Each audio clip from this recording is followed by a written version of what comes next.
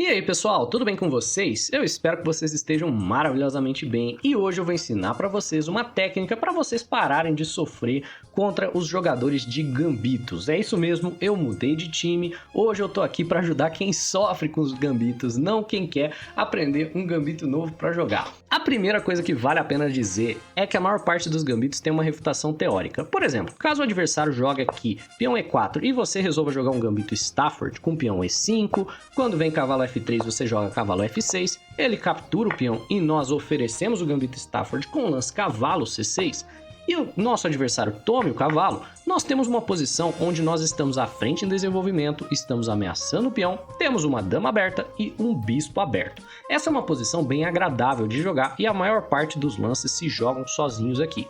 No entanto, caso o nosso oponente defenda perfeitamente, ele tem uma posição ganha. Existe uma refutação ao gambito Stafford que vem com peão D3 e depois que a gente desenvolver o bispo, jogar os lances bispo E2, peão C3 e peão D4. Caso ele encontre essa sequência, a posição fica bem difícil para as pretas jogarem, não fica morta, as pretas tendem a vencer uma aqui e uma ali, mas é uma posição inferior. Então, caso o nosso adversário saiba jogar contra o gambito, ele vai ter uma posição bem agradável. Dito isso, a maior parte dos gambitos, apesar de ter refutações teóricas, possuem várias linhas diferentes, como é o caso do gambito do rei. E caso você queira jogar contra o gambito sabendo a refutação, você precisa estudar muito conteúdo. Por exemplo, se você for jogar o gambito do rei aceito, vai ser muito diferente caso o adversário jogue aqui, por exemplo, o lance bispo C4, permitindo que você jogue aqui dama H4 cheque, tirando o roque dele, para que depois ele ganhe tempo em cima da dama com o cavalo F3. Você vai ter que saber a teoria dessa linha especificamente. E caso ele jogue peão D4, você também vai ter que saber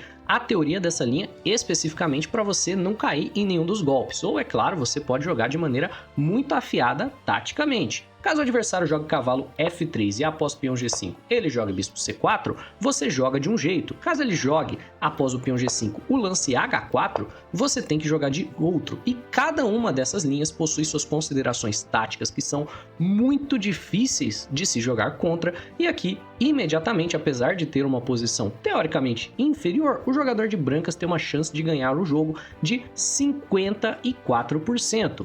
Por consequência, eu não acho que a melhor coisa que você possa fazer como jogador iniciante, intermediário, que tem tempo limitado de estudo, é aceitar todos os gambitos e tentar jogar as suas refutações. Porque se você aceita o gambito e depois tenta se ater a esse peão de F4, você é o jogador que vai estar atrás em desenvolvimento, jogando uma posição que você não conhece e seu adversário conhece muito bem, porque ele joga isso todas as partidas de brancas, e você vai estar tentando defender um peão dobrado. O que é que eu vou recomendar então que você faça? Eu recomendo que você sacrifique material de volta nas posições.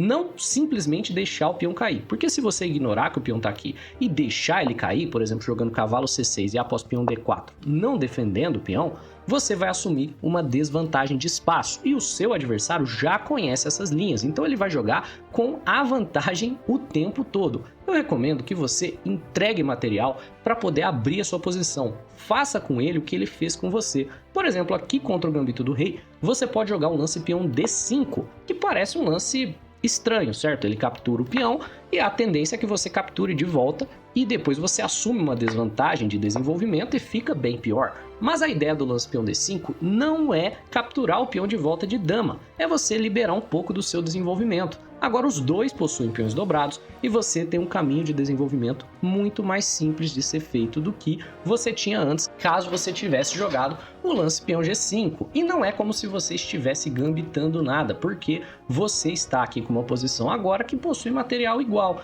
Então agora, por exemplo, como é que você vai desenvolver? Lances simples, lógicos, tranquilos. Por exemplo, cavalo F6 ameaçando o peão. Caso o adversário tente defender o peão, você pode só tirar o bispo, fazer o roque, jogar uma posição de aparência muito mais natural, ou melhor ainda, entender essas entregas de material e pegar uma posição superior. Por exemplo, aqui as pretas podem jogar peão C6 e caso o jogador de brancas capture, você ainda desenvolve com tranquilidade seu cavalo para C6 e fica com uma posição bem aberta para o seu par de bispos. Nessa linha de entregar de volta material, existem dois tipos de entrega, vamos colocar dessa maneira. O primeiro eu acabei de te mostrar, que é você jogar um peão para o centro para poder liberar um pouco o seu desenvolvimento. Ele vai funcionar contra o gambito do rei e também vai funcionar contra o gambito dinamarquês.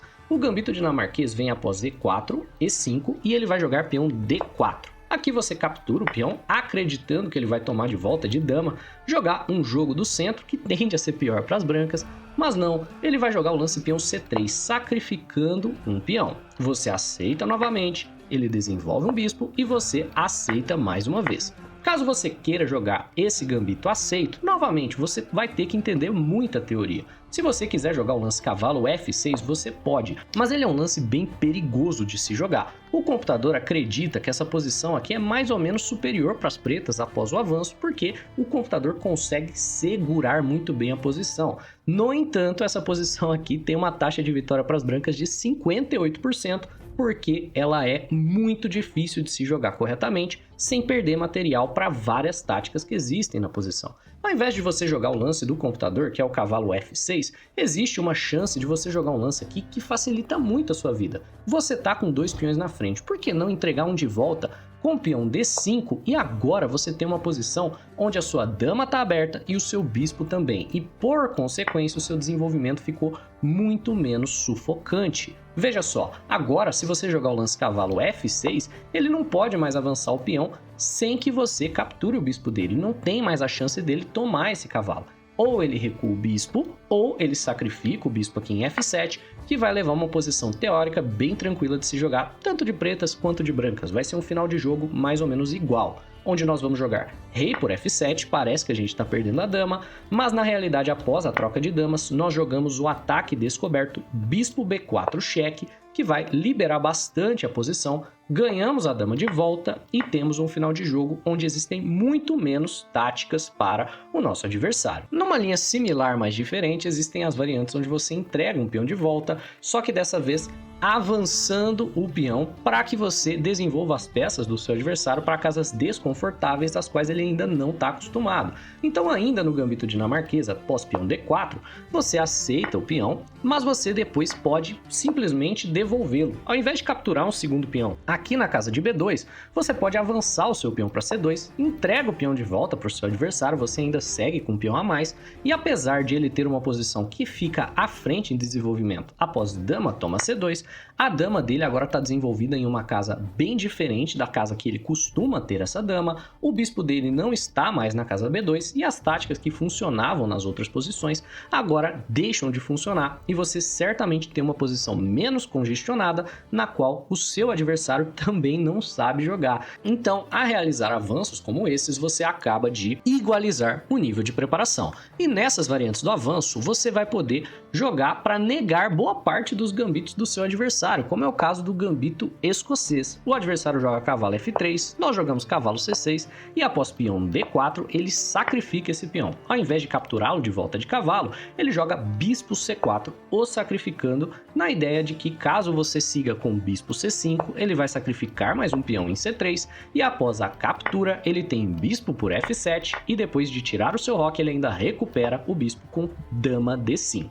No entanto, aqui, como você está vendo esse vídeo, você vai saber que você não tem obrigação de cair nos planos táticos do seu adversário, de aceitar o gambito como um todo e depois ficar numa posição mais complicada de jogar. Um lance muito mais tranquilo para você é simplesmente avançar o peão entregando ele de volta. E aí você vai falar, poxa, mas aí eu fico atrás em desenvolvimento porque ele tira a dama. Só que esse lance te dá tempo, porque agora o seu adversário não tem mais a casa C3 para desenvolver o cavalo no futuro, ele não tem mais as táticas que ele tinha e ele acabou de gastar um lance recapturando o peão. Então agora você alcança o seu adversário em desenvolvimento com lances como cavalo F6 ou se não peão D6 e você vai ter um jogo muito mais tranquilo do que se você tentasse competir nas táticas com o seu adversário que tem vantagem de desenvolvimento fora a preparação porque ele estudou o gambito e você não. Outro gambito que você pode utilizar essa tática do avanço é, por exemplo, o gambito Evans. Aqui o seu adversário joga peão B4 para poder ganhar tempo em cima desse bispo. A ideia é que caso você capture o peão, ele vai jogar peão C3 e posteriormente ele vai jogar o lance peão D4 e algumas vezes você até tá com o bispo aqui em C5 quando o D4 vem com tempo no bispo. Portanto, eu recomendo voltar o bispo aqui para casa de A5, vai dificultar um pouco a vida do seu adversário. Ele joga o peão D4, você mantém a cravada aqui, mas tudo bem. Após a captura do peão, ele vai sacrificar mais um peão fazendo o roque. E caso você queira capturar esse peão, você assume uma posição onde você tem 3 peões a mais, mas a posição é muito difícil de jogar após o lance dama B3, ameaçando ali o peão de F7. O adversário, por exemplo, na sequência pode inclusive recapturar esse peão enquanto ele desenvolve o cavalo e a posição está toda enrolada para você defender, e as brancas já vencem 60% das partidas que chegam nessa posição.